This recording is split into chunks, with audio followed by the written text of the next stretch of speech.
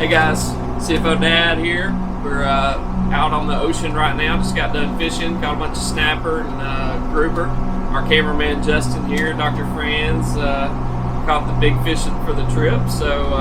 But in this episode, we're going to be talking about an update on the coronavirus, what's going on with the numbers, and we're also going to be talking about cryptocurrency because that's a couple things that are timely now. So, Baird MD, CFO Dad, Meat Medicine and Markets.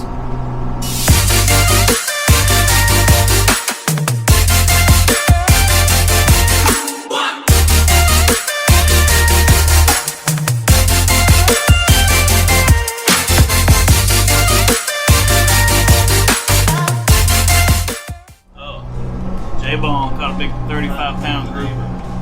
How was the grouper fight? It was a heavy bite. Yeah. Like sunk way down. It's hard to get off the bottom, but it's a lot of fun. It was about 170 to 180 feet deep, something like that. The same guy. It's a lot of line. During the Gemini. It was a beautiful fish.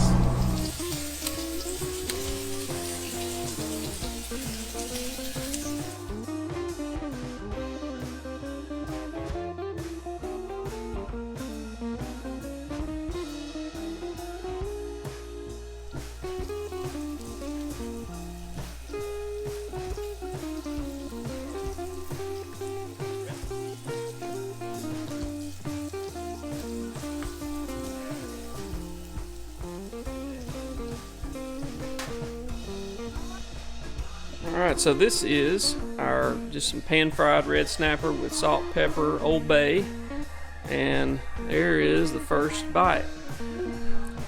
Is it hot?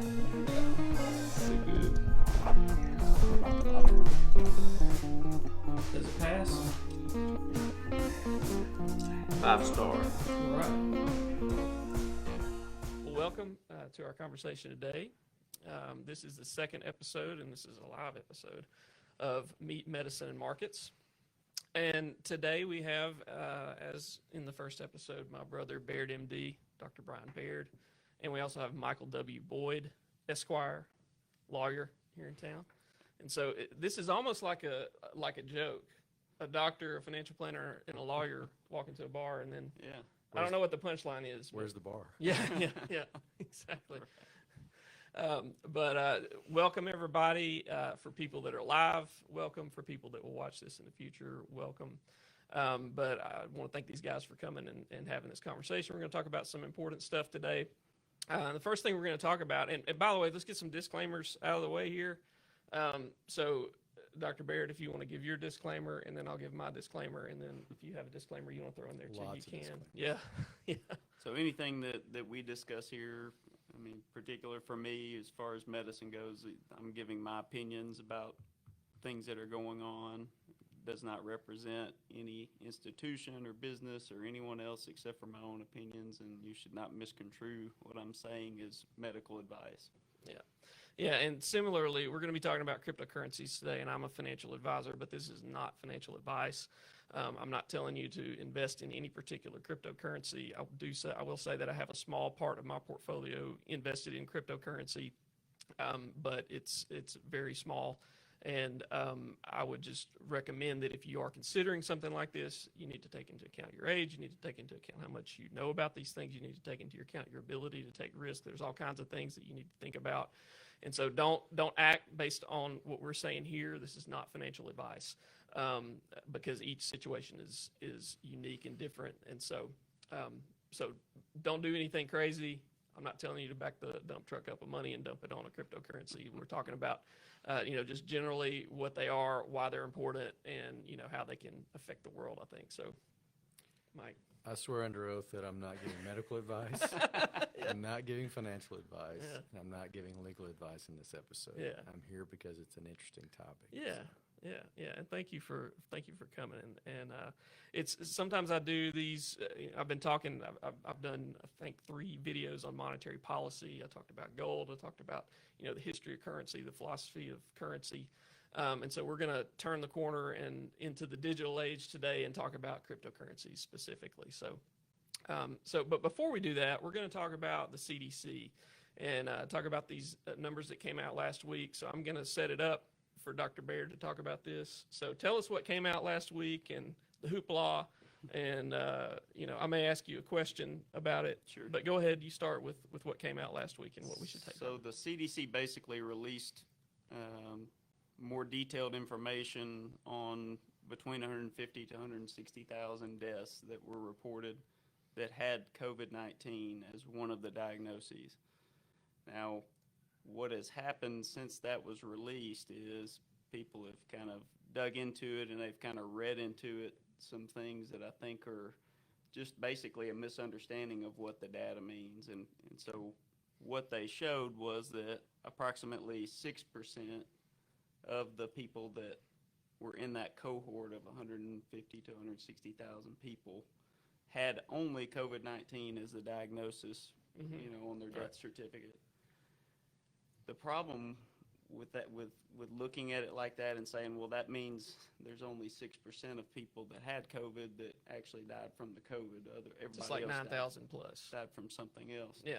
Well, what happens is whenever you fill out a death certificate or you're filling out your diagnoses on a patient that dies, you don't have to, I guess, but physicians will put in things that were going on along with the other processes that were involved. So if you got somebody with COVID-19, they usually will die from respiratory failure. Yeah. So respiratory failure, low oxygen level or hypoxia. Pneumonia.